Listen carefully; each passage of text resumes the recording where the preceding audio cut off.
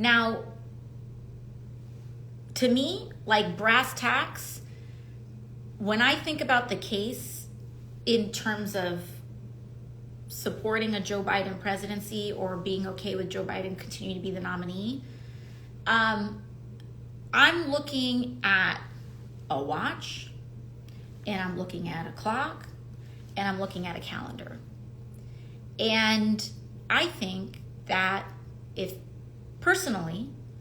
people want to have this conversation 6 months ago, 8 months ago, a year ago, it's a very different landscape of logistics. Every single person, I shouldn't say every single person, I'm going to say in this class of people that you see coming out now, right? If you're an everyday person that has this opinion, I'm not coming for you. But this whole class of people who are coming with this other opinion now have supported the president the entire time. And many of those people are the same people who closed ranks around anybody who even wanted to raise this conversation a year ago. Fine. But we need to me, like, I'm looking at a lot of different things.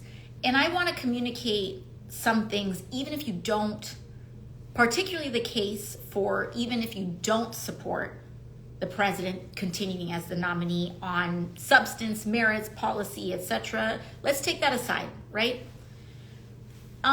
What day is it right now? July 17th? I've been working like a bunch. So I think today is July 17th. I'm sure someone will correct me in the comments if it's not. But the point is, even when this conversation was like really kicking up, July 13th, I think people need to understand the reality and the gravity of what these people are proposing. And I'm not saying this is all a reason not to do it, but I do think that people are talking about this without having two eyes wide open as to what this really means. The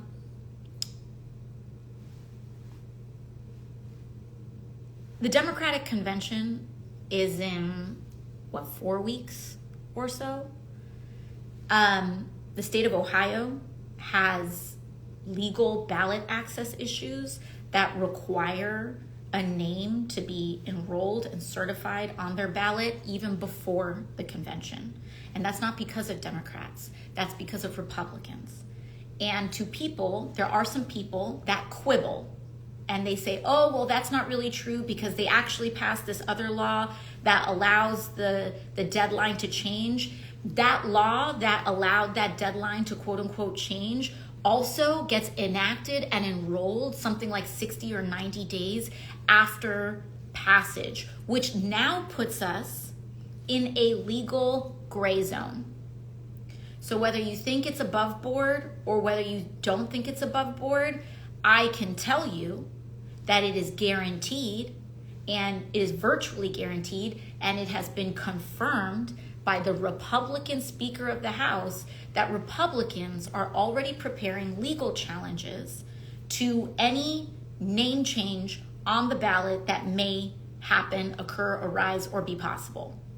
And so for us, I want us to, opening this conversation, I think it's important for us to consider the stakes, okay? Before you even get into the merits, talk about the stakes. If this is even something that can be opened, right? And what we know is that we can virtually guarantee, Mike Johnson came out and said that they're absolutely preparing legal challenges to wherever it's possible. And I want to tell you, those legal challenges are most viable where? In the same handful of swing seats that are needed to win the presidency. I'm not saying every single one is counted out, but I am saying that's what's at the table. And guess what? Republicans, they mount that legal challenge. The possibility of our elections being decided by a Supreme Court ruling skyrocket. Okay? I'm not here to use fear. I'm not saying this to use fear to dissuade people out of their position. But I need us to understand the stakes, okay? And that's point number one.